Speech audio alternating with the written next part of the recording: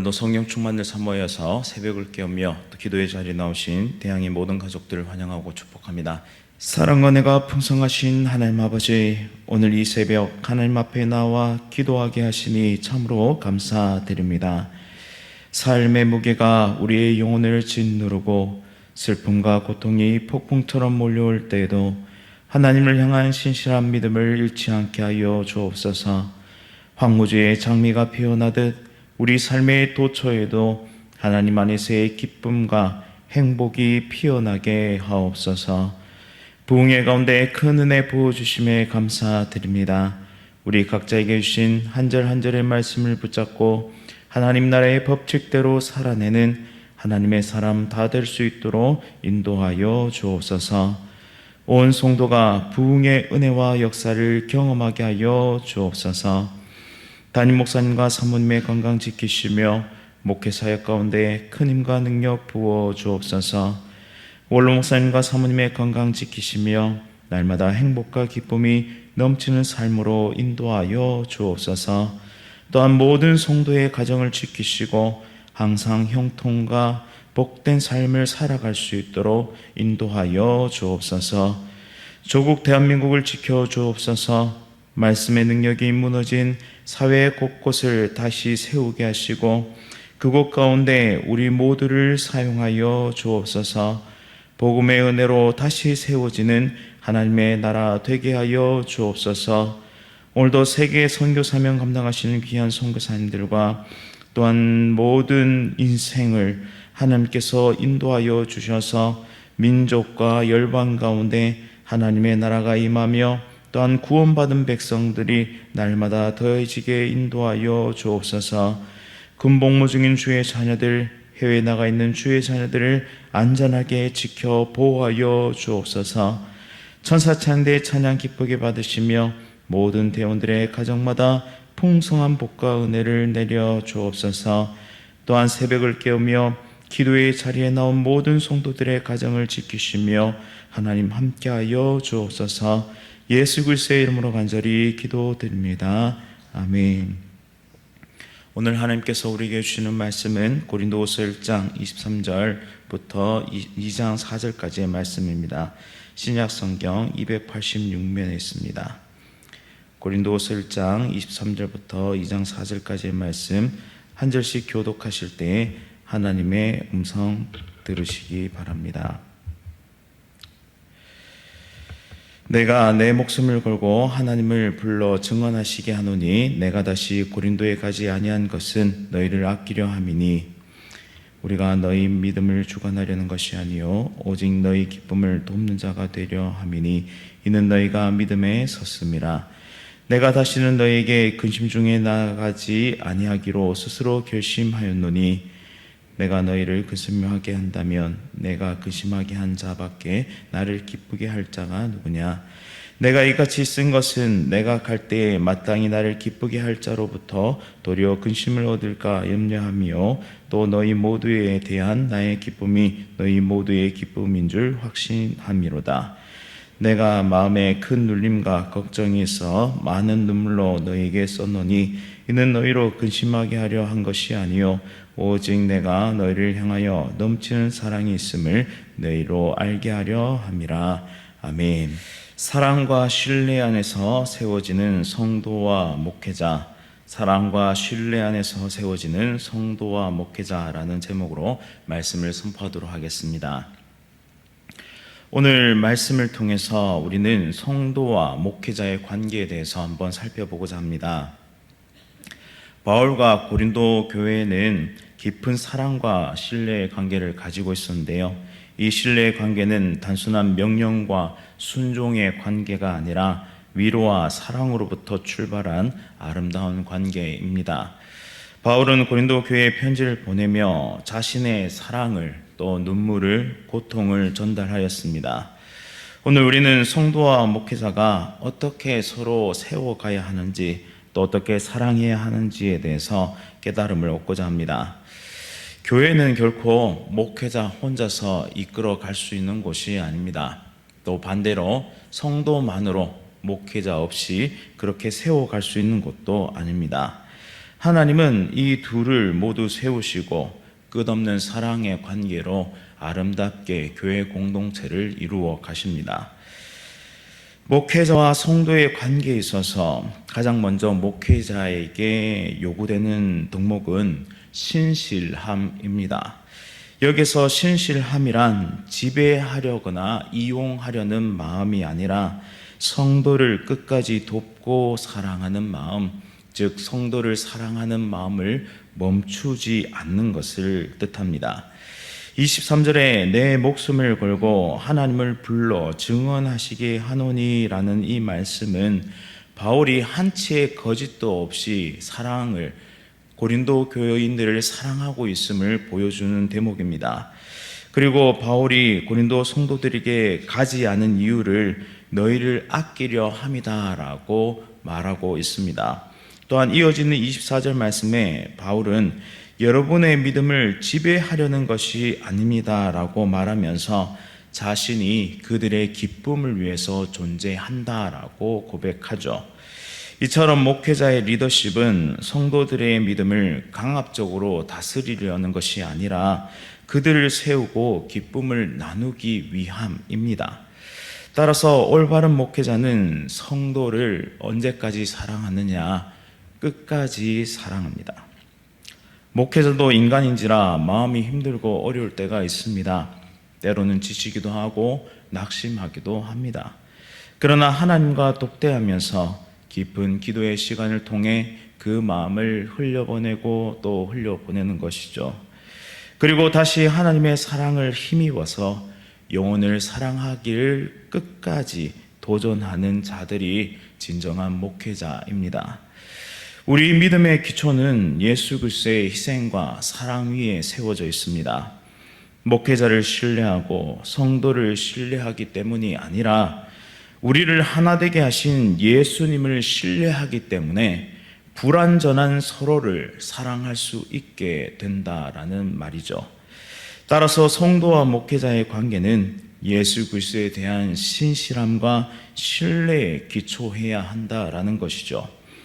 목회자는 성도들의 영적 기쁨과 성숙을 위해 끝까지 헌신해야 하고 성도들은 목회자의 신실함을 믿고 따를 수 있어야 합니다.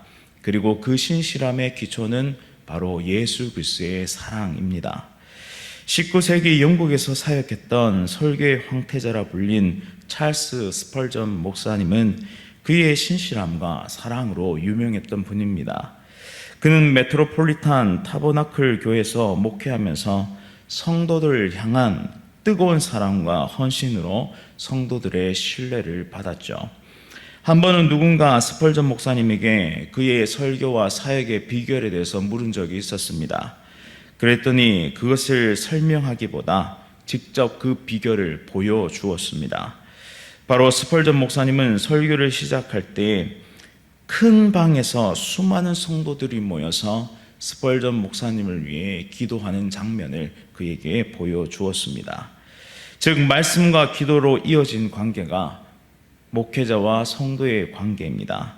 또한 말씀과 기도 위에 세워진 관계가 바로 목회자와 그리고 성도의 관계인 것이죠. 그것이 위대한 목회자를 낳고 또한 위대한 성도들을 만드는 것입니다. 우리도 그렇게 예수 그리스도를 향한 믿음 위에서 목회자와 성도가 끝까지 사랑하며 믿음의 길을 걸어갈 수 있기를 원합니다. 이 가운데 하나님은 놀라운 사랑으로 역사하실 줄 믿습니다. 2장 1절과 2절 말씀을 통해서는 바울에게 있어 기쁨도 근심도 모든 것이 성도로 인한 것임을 우리는 발견할 수 있습니다. 즉 목회자와 성도는 서로에게 근심과 기쁨의 관계인 것이죠. 2절 말씀에 내가 너희를 근심하게 한다면 내가 근심하게 한 자밖에 나를 기쁘게 할 자가 누구냐라고 말합니다. 이 말이 무슨 말이냐? 바울은 다른 편지에서 고린도 교회 성도들의 허물을 강하게 지적했습니다. 또 성도들의 마음은 이것으로 인해 굉장히 무거워졌을 것이죠. 그런데 바울 자신에게 기쁨이 되는 유일한 존재는 자기가 꾸짖은 성도라고 지금 고백하고 있는 것입니다. 너무나도 사랑하기에 말씀의 길을 벗어나고 복음의 길을 벗어난 성도를 가만두고 볼 수가 없었던 것이죠. 그래서 바울은 사랑으로 그들을 책망했던 것입니다. 바울의 고백을 통해 우리가 깨닫는 것은 목회자와 성도는 같이 울고 같이 웃는 가족 같은 존재다라는 사실입니다. 목회자는 때때로 성도들의 잘못을 바로잡기 위해서 때로는 고통스러운 책망을 해야 할 때가 있습니다. 저도 청년들을 지도하면서 때때로 권면도 해보고 설득도 해보고 또한 꾸짖기도 합니다. 그런데 저도 할 때마다 책망하는 것이 결코 쉽지가 않습니다. 왜냐하면 책망 이후에 한동안 청년의 입이 삐죽 튀어나와 있고 때로는 가시 돋친 말을 들어야 하기도 하기 때문입니다. 또 심지어는 교회에 안 나오겠다고 엄포도 하고 실제로 몇 주간 교회에 나오지 않기도 합니다. 그래서 차라리 모른 척하는 편이 저에게는 덜 힘든 일이겠죠. 하지만 굳이 불러서 싫은 소리를 하는 이유는 그 영혼이 잘 되기 위함이기 때문입니다. 진정으로 사랑하기 때문에 그렇게 하는 것입니다. 그러면 시간이 지나고 제 진심이 닿은 그 순간이 오면 청년들이 저에게 와서 죄송해요 목사님이라고 그렇게 말하는 청년들을 지금껏 여러 만났습니다. 꼭 기억해야 할 것은 하나님 안에서 인격적인 관계가 먼저 형성되어야 한다는 것이죠. 서로를 존중하고 사랑하는 마음 바탕 위에서 이러한 사랑의 조언도 가능하다라는 사실입니다. 그러기 위해서는 무엇이 필요하냐? 무수한 인내와 수고와 애씀이 필요하다라는 사실입니다. 마치 황무지에 장미를 심는 마음으로 끊임없이 사랑을 심어야만 이것이 가능하다라는 것이죠. 그래서 사랑은 기다림입니다. 그리고 사랑은 끝없는 인내입니다. 끝까지 참고 기다려주며 사랑하기를 도전하는 것이 목회자다라는 사실이죠. 물론 성도도 여기에서 벗어날 수 없습니다. 이제 3절과 4절에서 바울은 그 사랑을 진정성 있게 드러내는데요. 바울은 자신이 그들을 향해서 얼마나 큰 사랑을 가지고 있는가 말하고 있습니다. 그리고 그들을 위해서 얼마나 많은 눈물을 흘렸는지를 고백합니다. 4절 말씀에 바울은 너희를 근심하게 하려고 쓴 것이 아니라 오히려 그들의 회복과 바른 길로 인도하기 위해 마음으로 편지를 썼다라고 고백합니다. 목회자는 성도들을 위해 눈물로 기도하고 그들이 회복되기를 간절히 바라는 마음으로 권면합니다. 그리고 고린도 교회 성도들은 이러한 바울의 진심 어린 권면을 받아들이게 됩니다. 이러한 사랑의 관계는 성도와 목회자 모두에게 필요하다라는 사실을 오늘 말씀을 통해서 우리는 깊이 깨닫습니다. 성도들의 영적 성장이 목회자의 기쁨이 되고 목회자의 권면은 성도들에게 위로와 회복을 가져다 주는 것이죠. 나치 독일 시절에 디트리트 본헤퍼 목사님은 고난 중에서 그의 성도들을 위해 눈물로 기도하고 그들을 격려했습니다. 그는 그들이 당하는 고통과 어려움을 보면서 함께 아파하며 그들의 영혼을 끌어안았죠. 그리고 본헤퍼 목사님은 단지 말로만 사랑하지 않았습니다. 그는 삶으로 그 사랑을 실천하는데 어디까지 사랑했느냐? 바로 그의 조국과 그의 성도들을 위해서 순교의 제물로 드려지기까지 그는 헌신하며 그 사랑을 나타냈습니다.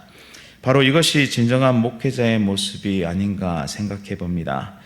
진정한 목회자는 성도의 삶에 멀리 떨어져 있는 것이 아니라 그 삶 깊숙이 들어가는 자이고 또한 설교 안에서만 살아있는 자가 아니라 삶의 자리에서도 모범이 되기 위해 애쓰는 자가 되어야 한다라는 사실이죠. 사실 이 말씀을 준비하면서 많이 부끄러웠습니다. 나는 과연 그런 목회자로 살고 있는가? 나는 그런 삶을 살아가고 있는가라는 것이죠.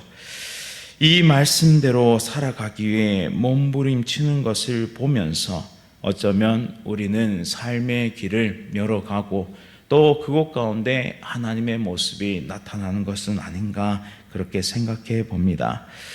우리 모두가 성도로서 또한 목회자로서 또 이 모든 것을 내려놓고 하나님의 자녀로서 하나된 존재로서 서로 사랑하기를 도전하는 것을 멈추지 않기를 간절히 바랍니다. 그리하여 하나님 안에서 아름답고 온전한 그런 거룩한 공동체를 이루어가며 하나 되게 하신 성령 안에서 함께 사랑의 관계로 아름답게 성장하고 발전하며 부흥과 그리고 기쁨을 경험하는 우리 모두의 삶이 될 수 있기를 간절히 바랍니다. 말씀을 기억하면서 함께 기도하겠습니다.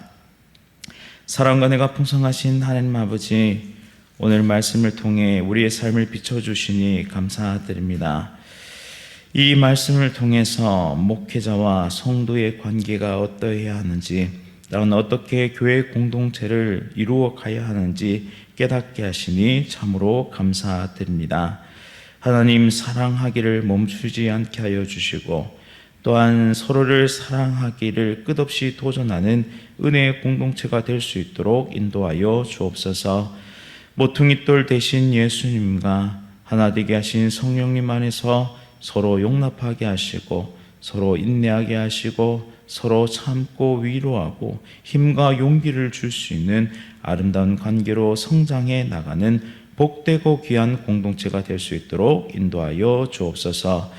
목회자와 모든 성도에게 요구되는 예수 그리스도의 사랑과 자기 희생적인 신실함을 삶 속에 채워가게 하시고 복음의 사역 가운데 아름답게 열매 맺는 은혜의 백성들 다 될 수 있도록 인도하여 주옵소서. 예수 그리스도의 이름으로 간절히 기도드립니다. 아멘. 하늘에 계신 우리 아버지여, 이름이 거룩히 여김을 받으시오며 나라가 임하시오며 뜻이 하늘에서 이루어진 것 같이 땅에서도 이루어지이다. 오늘 우리에게 일용할 양식을 주시옵고 우리가 우리에게 죄 지은 자를 사하여 준 것 같이 우리 죄를 사하여 주시옵고 우리를 시험에 들게 하지 마시옵고 다만 악에서 구하시옵소서. 나라와 권세와 영광이 아버지께 영원히 있사옵나이다. 아멘. 오늘은 인도네시아 홍영아 선교사님을 위해 함께 기도하겠습니다. KPM 본부장으로서의 직무를 은혜로 잘 감당할 수 있도록 바쁜 일정 중에도 영적, 육적으로 지치지 않고 강건할 수 있도록 교회들이 선교에 동참하며 많은 교회가 각 선교지에 세워지고 또 더 많은 이들이 선교사로 헌신할 수 있도록 인도해달라고 우리 인도네시아 홍영아 선교사를 위해 함께 기도하겠습니다. 또한 이어서 암 통병 중이신 귀한 성도님들, 또한 여러 가지 질병으로 치료 중이신 성도님들의 회복을 위해서 기도해 주시며 또한 개인적인 기도의 제목으로 하나님 앞에 나가도록 하겠습니다. 오늘 하루도 성령 충만으로 승리하십시오.